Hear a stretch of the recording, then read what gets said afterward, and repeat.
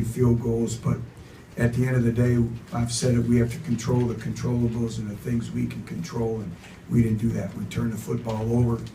We had to kick field goals in the red zone, and you can't do that. So I'll answer any questions you may have. Coach, two specific areas, sacks allowed and then the disparity in the run game. Yeah.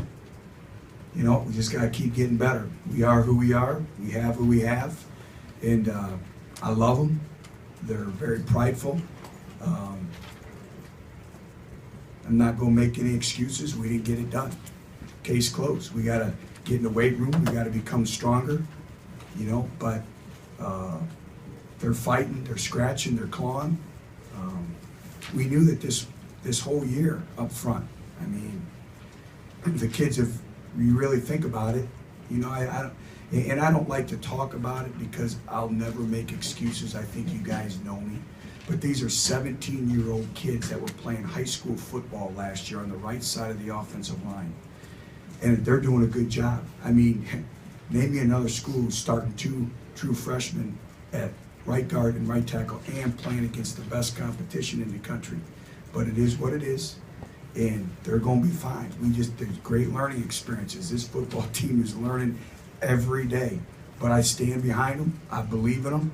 They give us everything they have each and every day in the classroom, in the community, on the field, and we're going to keep grinding. It's a long football season, and we're just going to keep getting better. That's all I can say. That's the only thing you can do. Coach, how much did you think the momentum swung with Justin was sacked and the fumble at the end of the third quarter?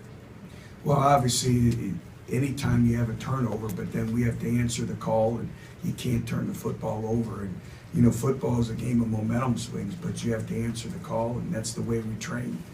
But you can't turn the football over, and you know, those were big time, you know, turnovers. We ran a double move, and our wideout was wide open. You know, we're able to throw it. It's probably a touchdown or a big gain. You know, those are things that, you know, as a coach, you know, it's a game of inches. It's split seconds. It's 2.7 seconds, basically on an average per play, to make a decision to go win your one-on-one matchup. And but anytime you turn the football over, but then we got to answer the call as well. Also not scoring right at the start of the second half. You get great field position and didn't capitalize. Again, red zone, field position, we take great pride in scoring touchdowns, and we weren't able to do that. And I think that's pretty much the storyline. What you referenced the youth, and a lot of guys are going through some of these things for the first time. Your veterans have been snake bitten in the past. How do you keep everybody invested moving forward? Well, you rely on their competitive character, and we have great character in this football program, and it's a long, long season, and we have to keep grinding. We can't listen to the clutter, the distractions. We know who we are. We have to be a blue-collar football team.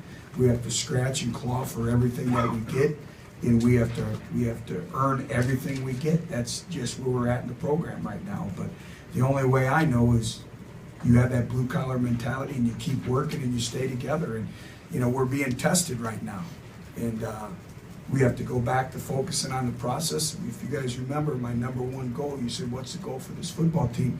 I said to be a better football, be the best possible football team we can possibly be. And they'll come to work, they're resilient, they have great character. It hurts now. You know, you have more guys in there that are distraught, disappointed, but that's life. You got to get up and you got to go, and that's the only way I know it. That's the only way these kids will go, and they'll follow us. But you weren't real productive on first down. How much do you think that hurts It's your critical, offensive? you know, especially for us. If we're in third and long, you're just playing the law of percentages games, and so much for us is winning first and second down, and we weren't able to do that. Which Jalen looked like Jalen Hurd looked like he was going in and out of line. What was up with him? He nicked up his shoulder a little bit, so that kind of hurt us in the second half as well.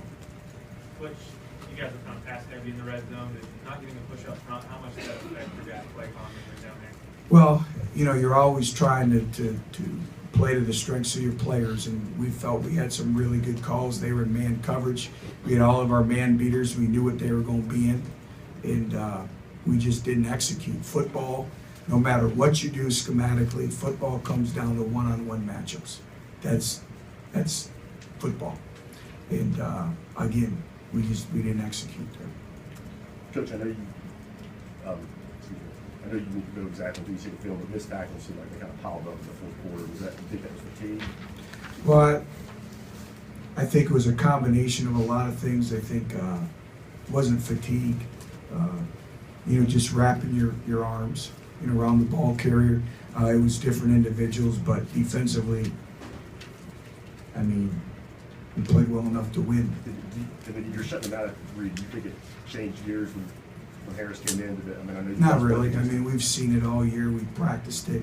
We just got to get the ball down. And so much with a running quarterback, though, when you do have someone back there, you're a gap short, or you have to be gap sound in terms of discipline and holding your point.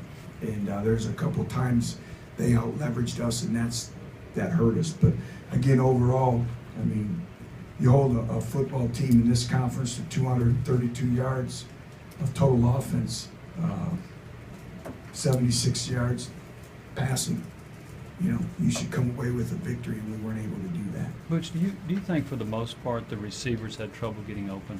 There was times we didn't beat man-to-man coverage, and everyone wants to point to the offensive line, but it's a team game. It's never one single person's, mistake. There's one time we're in coverage and we're in the cover 2, we have the perfect coverage called, and, our corner doesn't come off on the flat route, and they get a valuable first down. Those are all teaching lessons, teaching points, but you win football games by playing complementary football. Offense, defense, and special teams working together as one. And, still, we did turn Cam's interception into points, but again, at the end of the day, you score touchdowns in the red zone is completely different. The flavor of the game changes. They're throwing the ball more than they are running the ball. You obviously talked about controlling the controllables. I guess the pre-snap penalties early, especially when it seemed like you had them confused on Yep. the Wildcat stuff. How big were those today? Those are big. Anytime you have mental penalties or negative yardage plays, that adversely affects you. And again, we're not good enough right now to overcome 1st and 15. We can't do it 2nd and 15. And again, those are mental errors which we cannot have.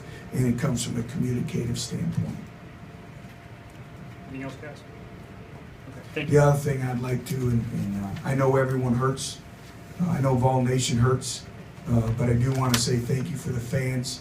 The fan initiative with Checkerboard Kneeling was outstanding. I think it was a great illustration around the country. Just keep your patience, please. We're going to be all right. I told you this. It's like raising your children.